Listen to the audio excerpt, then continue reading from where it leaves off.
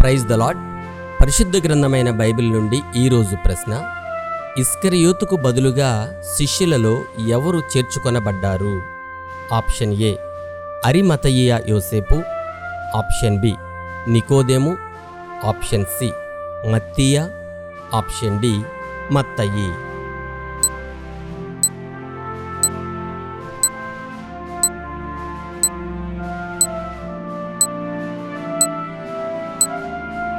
సరి అయిన జవాబు మత్తీయ.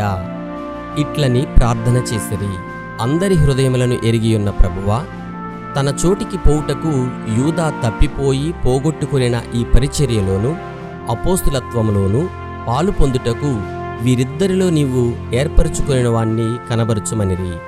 అంతటా వారు వీరిని గూర్చి చీట్లు వేయగా మత్తీయ పేరిట చీటీ వచ్చెను గనుక అతడు 11 మంది అపోస్తులతో కూడా లెక్కింపబడెను.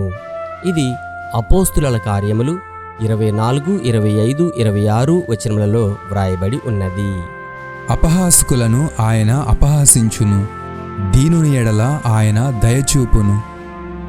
సామెతల గ్రంథము 3వ అధ్యాయము 34వ వచనం. Have a nice day.